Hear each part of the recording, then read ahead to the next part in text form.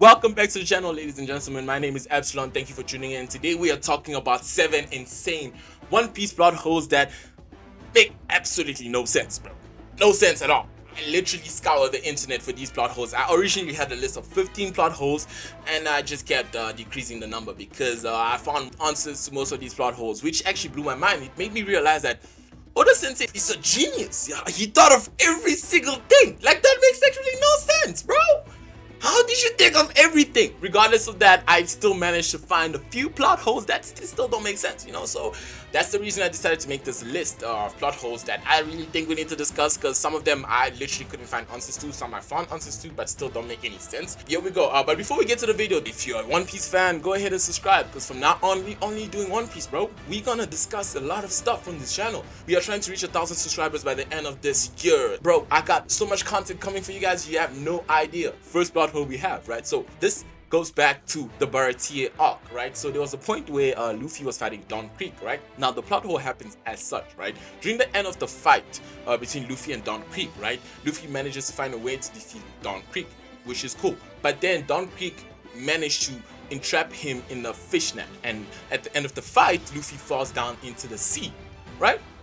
And then here's the crazy part. Everybody's excited and shocked that Luffy managed to beat Don Creek, who was supposed to be the strongest pirate in the East Blue and all that stuff, right? And then Sanji is also standing there like shocked. He's like, what? He actually won this fight. That is actually crazy, He's shocked, he's looking at the scene, and it's like, what the hell's going on, right? Until Old Man Zeff pulls up and is like, yo, Sanji, you're just standing there, you're gonna let this man drown? Don't you know that devil fruit users, they have a weakness to the sea? He's gonna drown. And then Sanji's like, wait, what? For real? He's gonna drown? Oh, why didn't you tell me this any sooner, bro? Oh my day. Oh, I gotta save him.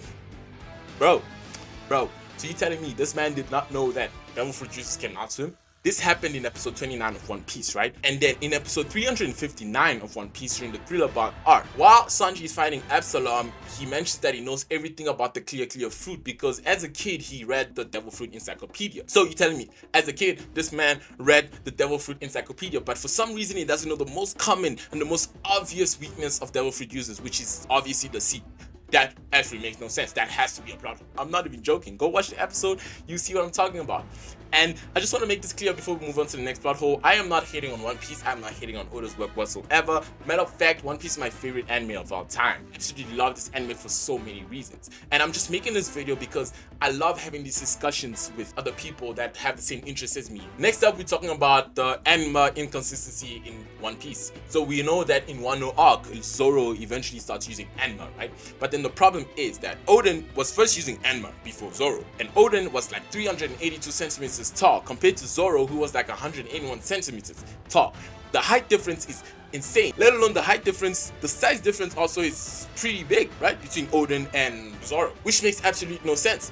When Oden wields Enma, Enma is seen to be proportionate to Oden's body. It literally makes sense when he wields Enma. But when Zoro wields Enma, Enma is also still proportionate to Zoro's body, which actually makes no sense because it's supposed to be, logically speaking, Enma is supposed to be way bigger than it is when Zoro is holding it, because it was wielded by Oden, who's significantly bigger than Zoro is, right? That makes absolutely no sense. Some have theories. Some say that Oden's father reforged Enma to fit Zoro's size. But there's literally no evidence of this in the manga or anime whatsoever. You can go and look, but you will not find anything.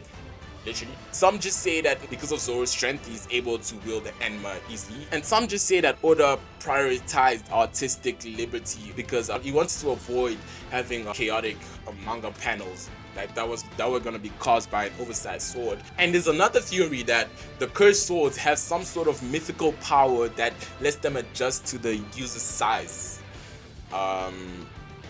Yeah, I don't know if that's true. Next, we're moving on to the third plot hole, people.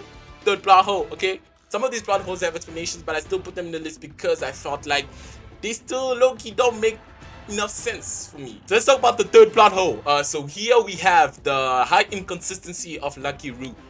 In the initial chapters and episodes of One Piece, Lucky Roux is depicted to be way shorter than Shanks is, right? In the first episode, I think, when he shoots that one bandit, we can literally see the height difference between him and Shanks. But when we move on to the Marineford arc, Lucky Roux is significantly taller than Shanks is, which absolutely makes no sense, because how did such a man just grow so much taller in such a short amount of time, that actually makes no sense. I felt like I really needed to address that because is there any explanation to that? Maybe Oda felt like it would be a better way to depict the character. Maybe that's why I changed it, or maybe I don't know. That just makes no sense to me. Without further ado, let's move on to the fourth plot hole. The fourth plot hole we have, and this one is kind of explained, but it still actually doesn't make any sense to me, so I decided to still put it in the list either way. So basically, in chapter 1059 of One Piece, right? Neon states that the previous empress of Amazon Lily before Hancock died of love sickness, right? And the empress before her also died of love sickness, right? So then later on in the chapter, it's shown that Shaki is stated to be the empress of Amazon Lily 2 generations ago. But because of what Neon said, isn't Shaki supposed to be dead? Why is she still alive? That makes no sense. And then the answer was that, so basically in the chapter, the wording was confused by many people, including me.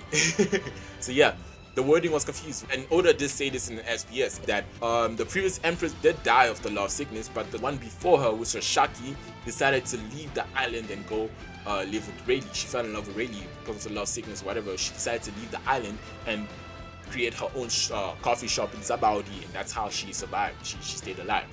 And then my question is, my chat is, so when you get the love sickness, it's basically you falling in love with a character, right? As an empress, you fall in love with a character, right? How does that exactly kill you? So if you fall in love with a character and you go spend the rest of your life with that character, or you decide to pursue that love, you don't die. But if you decide not to pursue that love, then you die. What kind of sickness is that? Love sickness? Well, I understand the whole. I don't know. Maybe I'm tripping. Maybe it's something I'm missing here. But if there's something I'm missing, let me know down in the comments, because I don't really know what's going on here. You know what I'm saying? Yeah, cool. So next part we are talking about how Wiper can take. Okay, Wiper is the leader of the Shandia warriors in Skypiea, right? And there's a point in the arc where they fight Eneru to retake back Upper Yard. Eneru is the current god of Skypiea. He left his homeland after having destroyed it. He came to Skypiea, he took over Skypiea, and he's building an arc to go to the moon, right? Cool, stuff like that. So he basically took over Skypiea. And so now the Shandia warriors are trying to take back Upper Yard. So they fight Eneru, right? Cool, basic explanation. During this arc, Eneru hits Wiper with so many lightning attacks, approximately about 3 of them, which, I kid you not, each hold like 200 million volts to them, each lightning attack. This man took all that power and he still walked, bro. He was still fine. He was still alive, bro. He took the attack 3 times and he survived it. He survived it. He survived it. He withstood that power. Bro, what do you mean? How does that make any sense? This is 200 million volts we're talking about. This is the equivalent of a normal lightning struck from Earth, bro. And it could be even more powerful. A normal human being cannot even withstand 1 lightning strike. This dude did 3.